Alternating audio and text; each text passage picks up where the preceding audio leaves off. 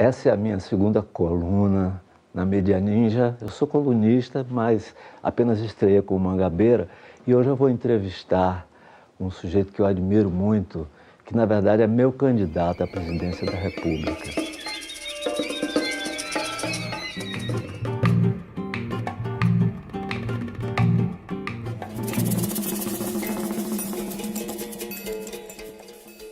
Eu quero falar principalmente de coisas pessoais e, em primeiro lugar, de sonho, que não é um tema que tenha aparecido, embora esteja presente, né, nas suas entrevistas, mas não tenha aparecido como tema de início, né, como tema inicial.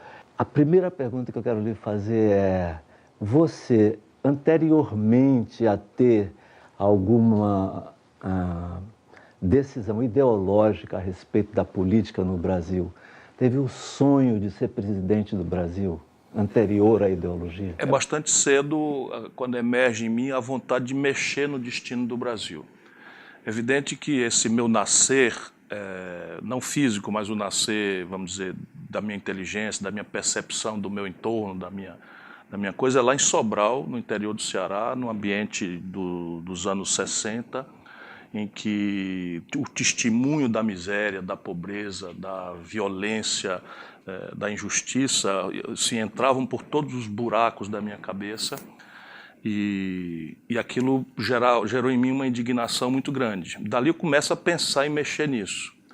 É evidente que na minha cabeça, né, daí virar político era uma coisa impossível, mas eu pensava, vou escrever. Já na escola nós abrimos um jornaleco lá, e começamos, em 1968 eu tinha 11 anos e no dia 7 de setembro daquele ano o mundo estava em convulsão e Sobral também estava. Eu não entendia nada do mundo, mas em Sobral uma turma ali, não a minha, resolveu soltar uma bomba embaixo do palanque das autoridades no desfile de 7 de setembro, mas a minha turma fez uma coisa um pouco diferente.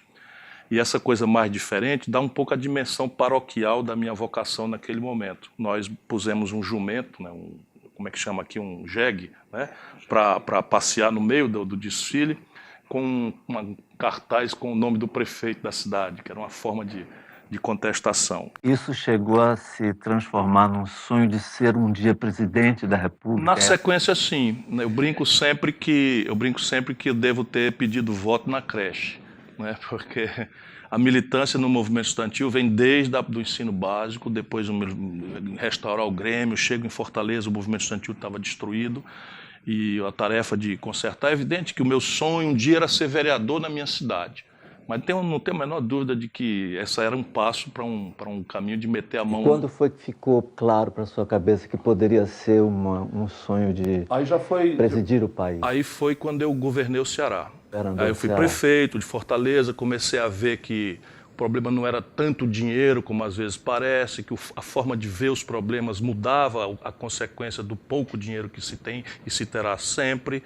Foi muito sucesso, eu muito garoto, tive muito cuidado para não deixar esse sucesso andar, saí meio a contragosto para ser governador antes da vontade que eu tinha, portanto, tomei o distanciamento. Depois comecei a ver também ali em coisas mais estruturais. Eu tinha pesadelos recorrentes, o prefeito era só prazer, mas eu tinha governador, já desde a eleição comecei a ter pesadelos recorrentes de que eu era o responsável por tortura nas delegacias, na condição funcional de ser o chefe, né? Eu governador, o que eu quero dizer? Muda, fica mais fluida, menos palpável a agenda.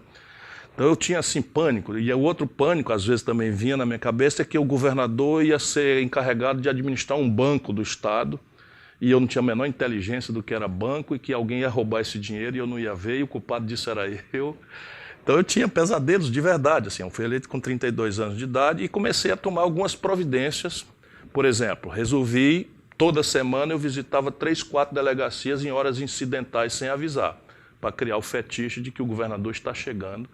E a vez que eu cheguei, que encontrei alguém maltratando uma pessoa, eu mandei prender, enfim, fui aprendendo que funciona. Mas eu tive um sonho de você chegar à presidência um dia. No meio desse negócio, depois eu tive com você já governador, né?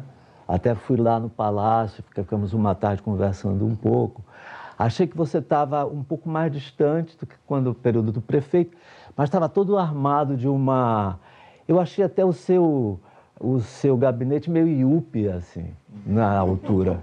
Sim, claro. Sinceramente, Não, claro. Assim, um negócio todo Computador limpo, pra todo lado, não é computador ali, não sei o quê, e com um certo orgulho de mostrar isso. Você já foi candidato, eu fui seu eleitor, mais ou menos ajudei a sua campanha, mas me desanimei em uma determinada altura, porque achei que você se desanimou. Eu me lembro que eu disse a você, você não quer. Você lembra que eu Disse, não. estava com Patrícia? Olha, você percebeu, sem lhe interromper, já lhe interrompendo, você percebeu o que eu não percebi. Na sua genialidade, isso não é bajulação, é uma coisa genuína que nós estamos contando que já aconteceu lá atrás. Você me disse, olha, você não quis isso, você se suicidou politicamente. E eu lhe pensei, ele tem toda a razão. Mas repare, isso aconteceu por uma razão, é que eu sou muito responsável. Eu não quero me eleger presidente do Brasil, eu quero mexer na história do Brasil. Eu não quero sair pela porta dos fundos, no meio de crise, atolando o nosso país em dificuldades. Eu quero ajudar o Brasil a se reencontrar com a sua felicidade. Eu quero isso. E naquela ocasião, o que era? Eu ia vencer o PSDB, que tinha se levantado minha energia maior, na crença de que o Lula era intragável pela elite brasileira e que eu poderia, não é, romper um pedaço ao centro. Quando o Lula cresce, eu fico completamente extemporâneo mesmo. Você imagina se eu me elejo, e só percebo depois que você me chama a atenção. Se eu me elejo contra o PSDB, que era, vamos dizer, a lucidez possível, pragmática, o fim do sonho em troca de uma coisa, de uma racionalidade medíocre, do pensamento civilizado. Isso, e o sonho de um moralismo redentor, que ia esconjurar a corrupção e que ia botar os interesses do povo no poder do país, eu não cabia mais. Né? E tanto que eu fiz isso de uma forma errada. Eu podia ter, aos meus 60, eu poderia dizer, como hoje eu faria. Não, olha, eu estava aqui, mas agora mudou e tal, e vamos aqui, eu vou apoiar o Lula. Como eu acabei fazendo no segundo turno. Mas não, resolvi parar, fui para Harvard, fui como visit scholar, tive um ano e meio. Chegava sábado que eu não tinha o que fazer, chorava de saudade, ouvindo você muitas vezes, porque... Né, London diz desse sentimento, como poucos poetas conseguiram, né, retratar a canção do exílio em termos modernos. Mas aí chegava segunda-feira, eu caía na biblioteca, estudar, ler, e pronto. Depois eu volto, e volto meio como acadêmico, também pouco ligando para a conveniência eleitoral, e viro candidato a presidente do Brasil meio que, ok, a primeira vez. E foi genial, porque eu fui assim, o vitorioso moral daquela eleição em 98. As pessoas nem lembram disso. E agora eu tinha parado de novo. E aí é o seguinte, naquela vez eu tinha uma responsabilidade com o Ceará que eu não podia desertar dela. Então a minha tarefa era doravante, pensei eu, vou ajudar a preparar uma nova geração, que é o que eu acho o maior defeito dos líderes tradicionais da esquerda sul-americana, é o caudilismo. Né, o personalismo, sombra de mangueira, que não deixa nascer nada perto. Eu tenho sempre uma crítica em relação a isso. Então eu ajudei a preparar uma pequena classe média, nenhum é empresário, nenhum é rico, todos têm títulos de academia, com experiência na política desde o começo, e hoje é uma elite, no melhor sentido da palavra, que está produzindo fenômenos no Ceará, lembrando sempre que é um estado muito pobre, do semiárido do Nordeste, é um estado paupérrimo, mas hoje nós temos recordes, graças a essa turma boa. E aí me saí. Resolvi ter um filho com 58 anos de idade, porque agora eu vou cuidar de mim, vou me dar aqui o desfrute, né? Vou me dar o desfrute. Aceitei pela primeira vez um emprego na iniciativa privada, um super salário, em linha com os melhores executivos do país, participação nos resultados da empresa, e estava ali, né? Feito Inês posta em sossego, né, nos saudosos campos do Mondego, quando vê o golpe.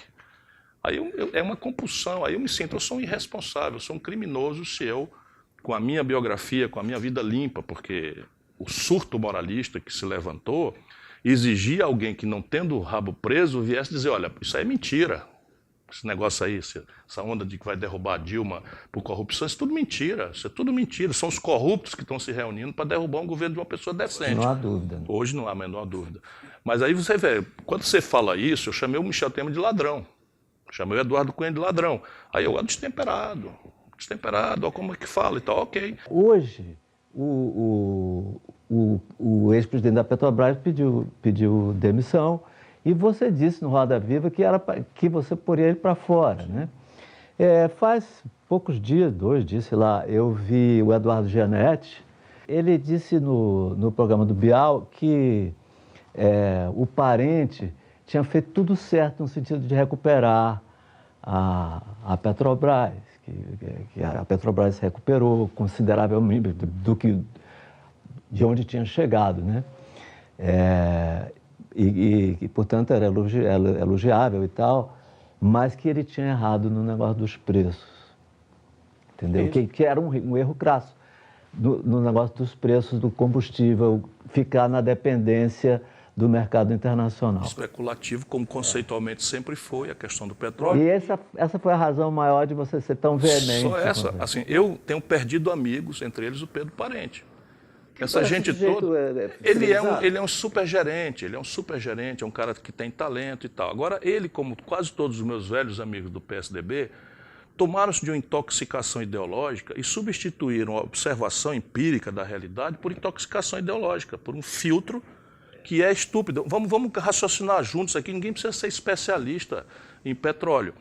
A Petrobras, na prática, porque a lei revogada já foi, mas a Petrobras, na prática, tem monopólio no Brasil.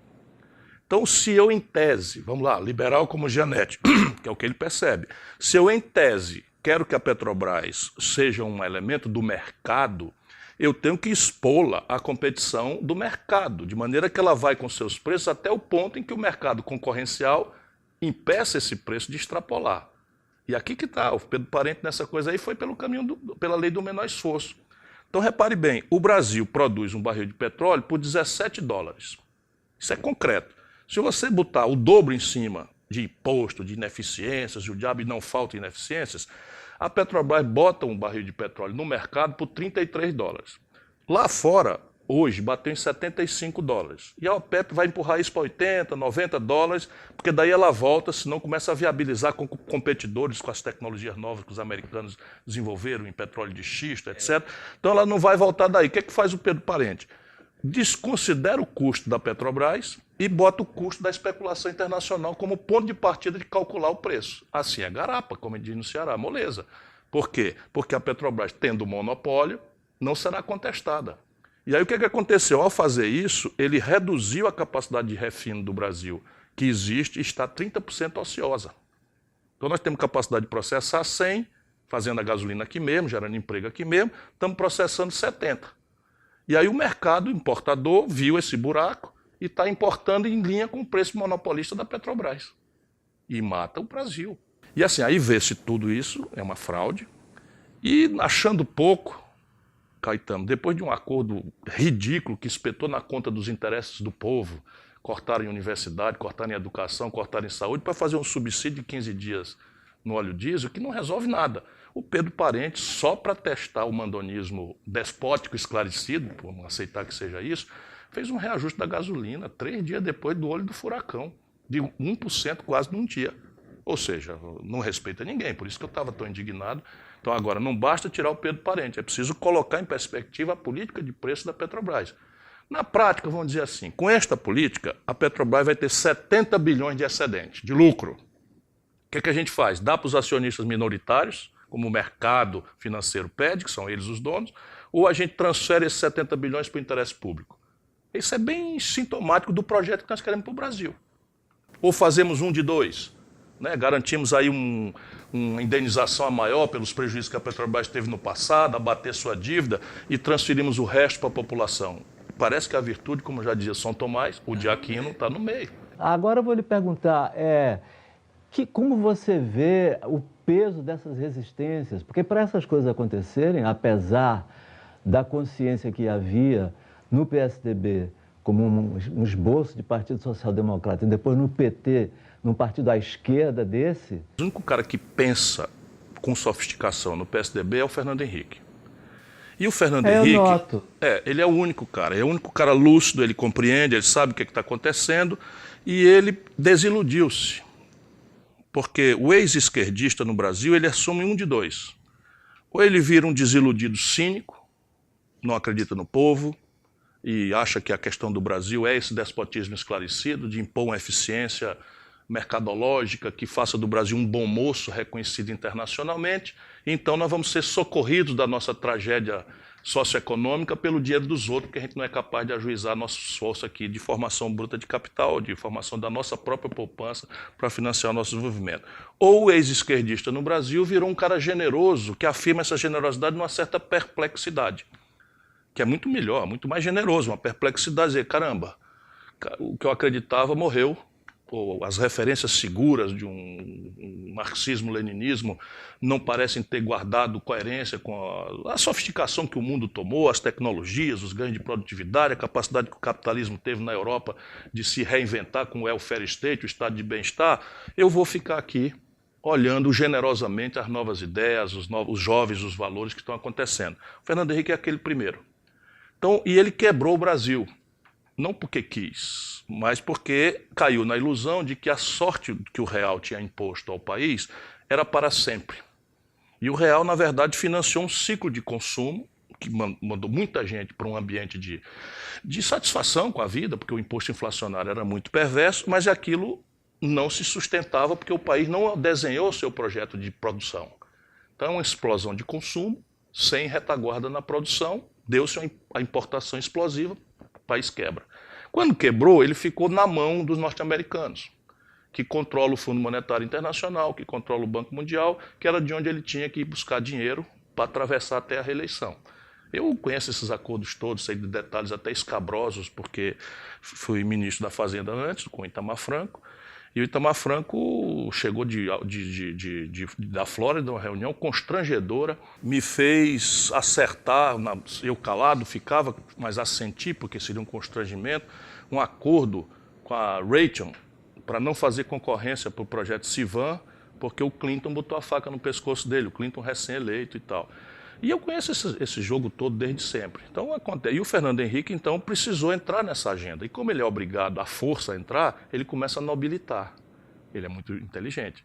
Como assim? Toda coisa que qualquer político é fisiologia, clientelismo, loteamento, né? Com o Lula loteou, com o Fernando Henrique chama-se presidencialismo de coalizão. A esquerda tem um problema, e que terá sempre, né? Enquanto precisar ser esquerda, né? Que é defender algo que não está estabelecido, não está demonstrado. A direita tem sempre essa vantagem. Claro. Isso é indiscutível.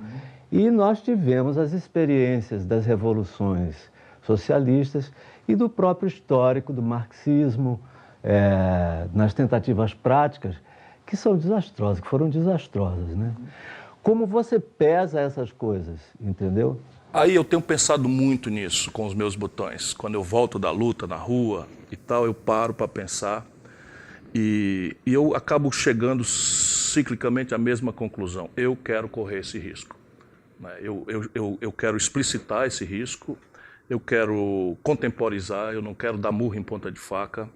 Eu aceito, arrosto incompreensões, eu aceito abrir mão do papel de herói solitário e eu quero ser a pessoa que tem a habilidade para atravessar essas coisas aí. Entretanto, a população brasileira precisa saber, olha, o que está acontecendo com a Venezuela?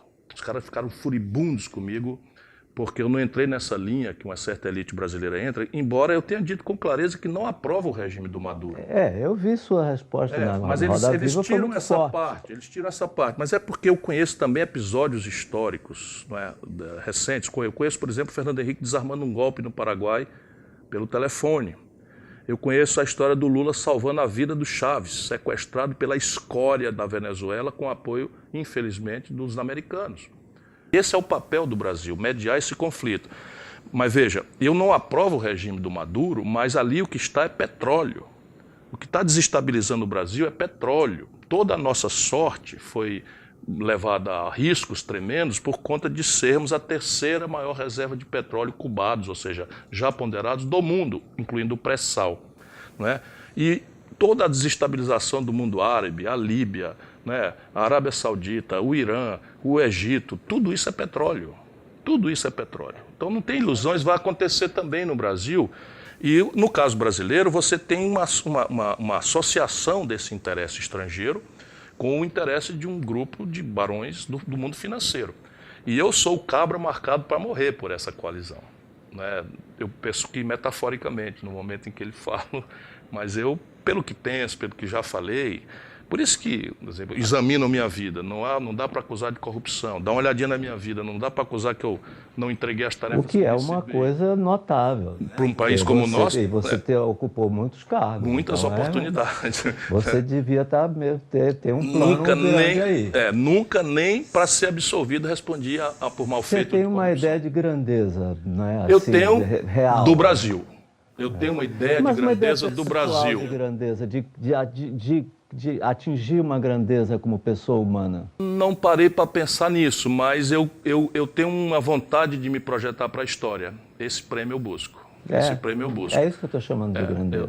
Eu busco esse prêmio, já tenho na minha paróquia, na minha comunidade e tal, mas eu quero ser o cara que devolveu a felicidade ao Brasil.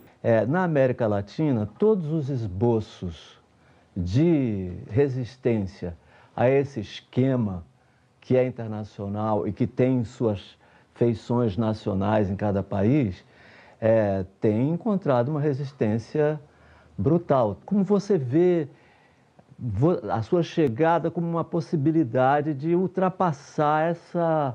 Porque isso é uma linha vermelha que foi traçada e que se mantém até hoje. Só escapará aquela liderança, aquela mulher ou aquele homem que conseguir formular os fundamentos de um projeto coletivo e conseguir mais que isso, que esses fundamentos sejam apropriados no primeiro momento pelos artistas, pelos intelectuais, pelos cientistas, porque isso é um equipamento um pouco mais sofisticado, mas pela exuberante mediação desses que são os mediadores acreditados pelo povo, e no Brasil devemos acrescentar o fenômeno da liderança religiosa, traduzir isso no povo. Habilidade, tolerância, paciência, porque não é valente aquele que não pondera, né, o antagonismo. Eu pondero com muita humildade, mas acho que é preciso temperar essa humildade com audácia. E esse projeto, para se afirmar, ele tem que ter essa natureza coletiva, né? E ele tem que ter duas ferramentas que nós não damos ao povo o direito de discutir. E essas duas pernas são essenciais para que isso se projete com, vamos dizer, realização potencial. Senão o fracasso, o suicídio, a renúncia, o impedimento, etc., etc., serão por esse ou por aquele caminho fatais destinos de quem quer reformar o país. Primeiro, um projeto de defesa nacional. Não para brigar com ninguém. O Brasil é o país mais pacífico do planeta Terra. Nós introduzimos na nossa Constituição, abrimos mão na Constituição brasileira, no momento de radiosa redemocratização do país, abrimos mão de ter acesso à bomba atômica, porque não queremos ter. O Brasil botou na Constituição isso, o que é muito inusual, unilateralmente. Temos aí bomba atômica para todo lado, o Brasil não quer ter, e nem eu acho que deva ter, mas dominar a ciência para tê-la, acho que é uma coisa que nós precisamos fazer para o reator civil do nosso submarino nuclear. Então tem um projeto de defesa para dizer o seguinte, olha, não quero brigar com ninguém, eu sou do bem, eu sou da paz, mas deixa eu quieto aqui mandando no meu próprio nariz. E segundo, uma política externa que descubra alianças, onde a gente possa nela se escorar. Por isso que é importante que um país como o nosso não permita a volta da desconfiança dos nossos vizinhos, que é a tradição.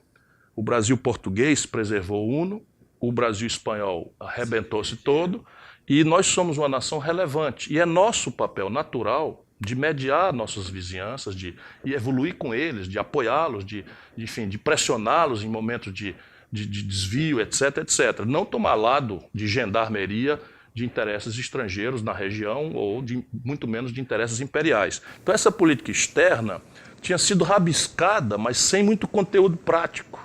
O Brasil precisa dar conteúdo prático. De um lado, pugnar, lutar por uma ordem internacional assentada no direito, na justiça e não na prepotência, na violência, na intervenção nos assuntos domésticos dos outros, essas coisas, por um lado. E por outro lado, uma guia pragmática, em que o Brasil deve buscar, especialmente com países complexos como a China, mas a Índia e a Rússia são relevantes, e a nossa irmã África do Sul, regimes de preferências comerciais, industriais, para o Brasil sair da ilusão de que vai pagar vida moderna com com milho, feijão, com E soja bruta e petróleo bruto, né? E buscar um regime de transferências tecnológicas sensíveis, um regime de financiamento rebelde à hegemonia norte-americana nos órgãos multilaterais de financiamento. Olhando a América Latina, você falou da Venezuela, mas como você vê o exemplo da Bolívia, por exemplo, que é muito diferente e que está dentro de uma experiência de esquerda, a imprensa brasileira, assim como silenciou demais sobre você, silencia demais sobre a Bolívia. Fala muito da Venezuela contra o governo Maduro e tal, com razão, mas também muito suspeitamente, sem nem nuançar, porque é como assim, é o demônio e tal. Mas a Bolívia é um caso diferente. Ali a assim chamada esquerda está tendo sucesso, sem contestação. Mas repare por quê. Ainda a Bolívia tem o mesmo problema estrutural da Venezuela. A Bolívia é um país que está basicamente assentado na monocultura do gás. E tem um grande comprador, o Brasil, que praticamente monopoliza essa compra, porque é muito difícil você envasar gás para exportar longe, então nós temos um gasoduto, Bolívia para cá. E o que é que faz o nosso índio? O que é que ele faz? Ele impõe ao Brasil um preço sério. E a tucanada, na época, quase pede para a gente ir à guerra. E o Lula, gênio como é, sabendo que há valores muito maiores envolvidos do que um mero trocado a mais ou a menos no preço de um BTU de gás, né? BTU é a unidade que eles falam, enfim, no preço de um quilo, uma tonelada de gás, enfim, o Lula ajusta o preço. Diferente da Venezuela. A Venezuela, no melhor momento, para você ver como a nossa elite é complicada. No melhor momento do regime Chaves, portanto, não se trata de Chaves ou não Chaves, o Brasil teve 5 bilhões de dólares de superávit na balança comercial bilateral com a Venezuela, fazendo da Venezuela um dos 5 melhores parceiros bilaterais do Brasil, perdendo para a China, para os Estados Unidos, e olhe lá. Botei 5 aqui para ficar sem medo de errar. 5 bilhões de dólares no ano de superávit em favor do Brasil. Por quê? Porque a Venezuela entra governo e sai governo. Eu acompanho essa tragédia lá dele, do Carlos Andrés Pérez, que foi o segundo impeachment da história do direito constitucional mundial. O primeiro foi Collor, e imitando o Collor, a elite, o lado ruim da elite venezuelana, derrubou o Carlos Andrés Pérez.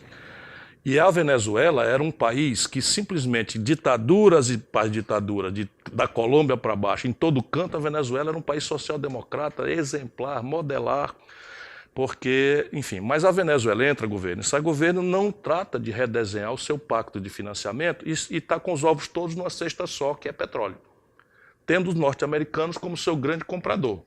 Então, se o petróleo vai bem, a Venezuela vai bem. Se o petróleo vai mal, a Venezuela quebra. Agora, por exemplo, o Maduro vai atravessar, porque o petróleo está retomando valor e ele começa a ganhar de novo as eleições. E aí vem a coisa assim, se você tomar, por exemplo, a quantidade de pessoas num lugar que o voto é voluntário, a quantidade de pessoas proporcionalmente que votou no Maduro em comparação com a quantidade de pessoas que nos Estados Unidos votou no Trump, dá mais ou menos a mesma coisa. E na Venezuela é fraude. No Trump é tudo certo, porque a democracia americana... tem um colegiado. Sim, mas eu digo o percentual de eleitores. O percentual de eleitores O que acontece na Venezuela é que há uma imensa quantidade de pessoas cansadas, machucadas, sofridas, porque acreditaram no regime, melhoraram de vida, como aconteceu no Brasil. Por que o nosso povo não está propriamente revoltado? Nosso povo está cansado, machucado, descrente. Por quê? Porque o Lula fez 40 milhões de pessoas ascenderem socialmente. Isso gerou uma economia de microempreendedores nos bairros das cidades, por aí afora, em todo canto, e de repente a candidata dele faz essa metade desse povo voltar para trás. Existe um certo mito a seu respeito de que você seria uma lenda, de que você seria um homem masculino misógino, assim, com uma sensação de superioridade do masculino sobre o feminino e tal. E as mulheres hoje têm uma consciência. Isso vem desde as sufragetes, mas vem crescendo, muda, volta, anda, e no momento é um tema muito presente. Como você se diz? Eu vou responder a isso com uma afirmação, e assim, é uma afirmação que eu sustento com a minha vida. Porque a minha sorte é essa, é que eu não sou um poeta recém-chegado, como eu até gostaria muito de ser, não é? Mas infelizmente eu já trago cicatrizes, não é? Falando aqui nos versos, já trago cicatrizes e tal. 2 delas me guardam muita honra. Eu, jovem prefeito na época você me conheceu, eu fiz a maior quantidade de secretárias mulheres da história de Fortaleza. Fortaleza depois teve mulher prefeito e não teve a quantidade de secretárias mulheres que eu fiz. Governador do Ceará, também busquei quase metade, não consegui metade mas do orçamento era mais da metade. E eu acho que isso é um elemento muito prático, muito objetivo de que tipo de relação você tem com a questão feminina, repartir o poder. Acho que essa é a mais eloquente das questões. É evidente que depois eu fui aprender até com uma professora daqui do Rio de Janeiro, a professora Nilceia, e eu, como qualquer brasileiro, e não quero me esconder disso, fazia piada, achava graça de piada machistas. E aí o resultado, ela me disse, olha, eu sei, dá para ver que você não é machista, mas você, ao reproduzir cultura machista, você está... E aquilo, na mesma hora, caiu a ficha, quer dizer, né? Opa, tem toda a razão. Daí para frente eu mudo. Mas assim, reproduzir cultura, não duvido que eu já reproduzi muito por isso. Isso aí, lá vai a piada, você acha graça e reproduz lá na frente, mal sabendo que você está reproduzindo cultura que vai aterrissar na violência contra a mulher, na relativização da mulher ganhar 76% pelo mesmo trabalho que o homem faz na nossa sociedade brasileira. Isso é o que importa. O ilustre fascistoide que está aí querendo liderar o Brasil moral, o Brasil sério, desse extremista que está aí eu não vou falar o nome aqui para não sujar nosso encontro, né? Mas ele diz simplesmente que a mulher tem que ganhar menos mesmo porque engravida. Mas você sabe uma coisa que eu gostei? Eu vi uma entrevista sua em que você diz que a TV Globo, a TV Globo principalmente, apresenta muito conteúdo nacional nas novelas e nas séries, que é uma coisa importante culturalmente. Então, isso eu achei muito corajoso, porque era até um entrevistador que pensaria o oposto do que você diz, é contra a Globo, assim. Porque tem sido, como em geral a imprensa toda brasileira vinha sendo, ou tem sido ainda, muito desproporcional com relação a você, né? Sem reconhecer... Veja, eu atribuo... resistente a reconhecer o seu crescimento natural. Eu atribuo a questão cultural a grande questão de fundo. E para mim cultura não é o mecenato da estética, que também tem uma importância muito, muito sensível num país pobre como o nosso, e de expressões as mais variadas e rebeldes. Agora vi um garoto pernambucano, Johnny Hooker, que aparece assim, você fica... Não sei se gostou também. Eu não conheço ele pessoalmente, mas que isso? Que música é essa? Ele fez uma música que chama Caetano Veloso. Mas é claro, você é muito inspirador. Então, repare, para mim, a questão de fundo que está na premissa de um livro que eu estou aí pronto, aí os utilitaristas do voto não querem que eu lance, porque tem algumas polêmicas, mas enfim, eu estou pensando, e basicamente esse livro começa dizendo o seguinte, que há uma mudança que a esquerda antiga não quis entender, que é de fundo natureza cultural. Transitou na minha geração do ambiente subjetivo, espiritual, estético, não é? Espiritual não no sentido religioso, o ambiente, o contexto onde você busca ser feliz, a felicidade mesmo como ideal de estar na vida, para um ambiente de um consumismo pragmático. E esta informação é a única coisa que está globalizada. O que eu estou dizendo para não ser chato, como lá no livro eu sou deliberadamente, porque ali se explica. Hoje um jovem africano, brasileiro ou europeu tem exatamente na mesma data a mesma informação de um padrão estético de vestir, de um novo gadget, de uma nova referência e refere a acessar esse negócio aí a sua própria afirmação de êxito social, símbolo de aceitação do garoto pela garota, da garota pelo garoto, nos grupos, etc, etc. E isto é a ciência da grande infelicidade que a humanidade está passando hoje. E você satanizar isso, imaginar que vai regular isso, não vai funcionar. Só tem uma saída, que é uma reespiritualização da humanidade. Porque há dois preços impagáveis nisso. Primeiro, a destruição da terra, onde coloca, para mim, a questão ambiental no centro onde ela deve estar, não como uma política identitária, que é o grande equívoco hoje num país como o nosso. E a outra grande questão é, vamos dizer, a marginalização impositiva, que começa com a pirataria, que produz um produto semelhante, fake, né, falso, para dar a ilusão de acessar aquilo, mas na verdade o garoto vai querer ganhar, onde a economia real não lhe paga, o suficiente para comprar o gadget, ou o celular de última geração, para poder baixar os conteúdos de internet, etc. E aqui as duas questões cabem. Então, a identidade cultural E é nesse contexto que eu falei da Globo. Eu brinco, e eu não tenho razão nenhuma para ter medo de nenhum tipo de patrulhamento. Olha, vai me confundir? Não vão mesmo, podem até tentar. Mas a Globo, eu brinco dizendo que não demorará, a esquerda brasileira vai defendê-la. E aí afirmo com clareza, o jornalismo da Globo é deplorável, na minha opinião. É deplorável, é de um lado só, é faccioso, não é plural, e etc, etc, etc. Porém, a afirmação da identidade nacional brasileira, a produção de conteúdo, está cercado. Se a gente não prestar atenção nisso, daqui a pouco essas coisas de Google, Netflix, não sei o que, papapá e tal, vão impor o Brasil definitivamente, como aconteceria no mundo, não fosse a reação da China, a reação da França, a reação da Alemanha. Aí, por afirmação de identidade nacional, eles compreendem esse valor intangível que nós no Brasil estamos estimulados a descrer nele. E isso é essencial, porque só isso vai nos permitir que o nosso filho, o nosso neto, não mais o meu filho, eu tenho um filho agora, o Gael. Beijo, querido.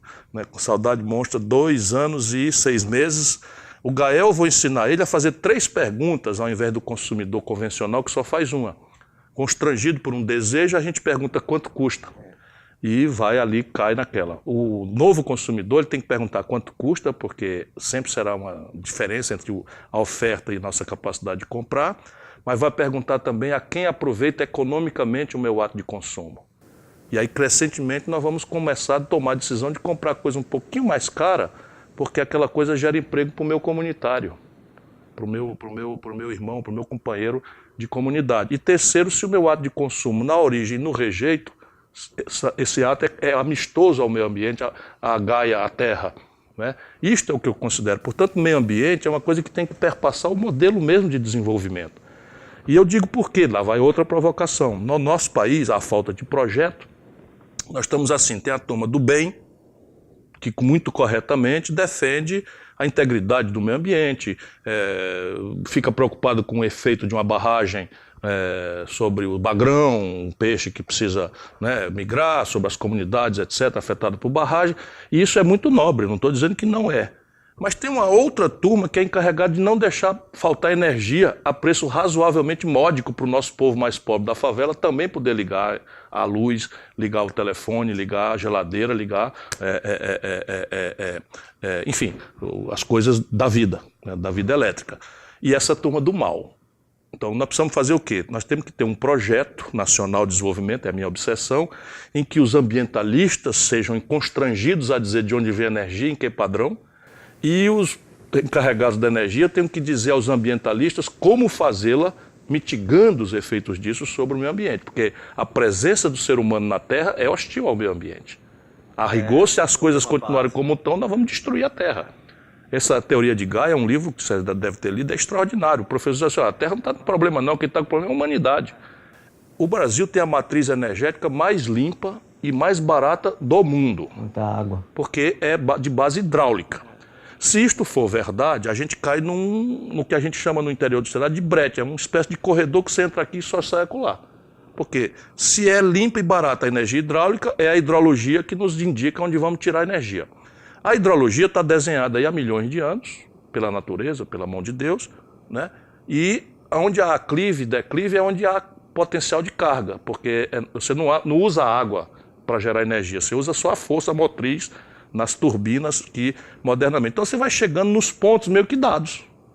E aí chega em Belo Monte. Modernamente, você não precisa mais fazer uma Itaipu com a parede lá em cima para fazer uma imensa barragem que bateu 7 quedas. 7 quedas acabou. Morreu, né? Agora o Brasil não existiria sem São Paulo e Rio não existiriam, né? Sem Itaipu. Sem Itaipu, simplesmente. Então é um custo, é um sofrimento, é uma perda, é uma coisa assim. E nem aprova o modelo como foi feito. Mas vamos para Belo Monte, que é mais contemporâneo e é um debate do qual eu participei. Modernamente, você pode botar as turbinas praticamente em plano. Então o muro de Belo Monte é na altura de que a cota d'água vai ser exatamente a cota que o rio atingiria numa cheia natural dele. Claro que quando o rio pulsa, populações vão e voltam. Populações vão e voltam, elas vão vindo para perto do rio, porque o rio está na baixa, ele vai pescar, ele vai lavar roupa, ele vai tomar banho, etc, etc. Depois que ela vai subir, eles vão para lá de volta. Agora não, ela fica flat, então altera. E aí você coloca, vamos dizer, as indenizações socioambientais. Então você tem muita coisa feita que oneraram Belo Monte, como talvez a hidrelétrica mais cara por megawatt gerado, por conta das compensações socioambientais. Quer dizer que a natureza continua incólume, como seria desejável? Não. Mas o sistema brasileiro de energia é interligado. Então essa ideia de que ela foi criada para financiar megacorporações não guarda nenhuma coerência com a realidade brasileira. Ela vai financiar o Nordeste, que exauriu sua capacidade de geração de energia elétrica porque cascata de barragem do São Francisco já não dá mais para fazer outra, a partir de Xingó. Então ela vai se interligar, como Tucuruí já está, abastecendo o Nordeste brasileiro. O Brasil talvez seja o único país do mundo que pode achar o equilíbrio nessa questão.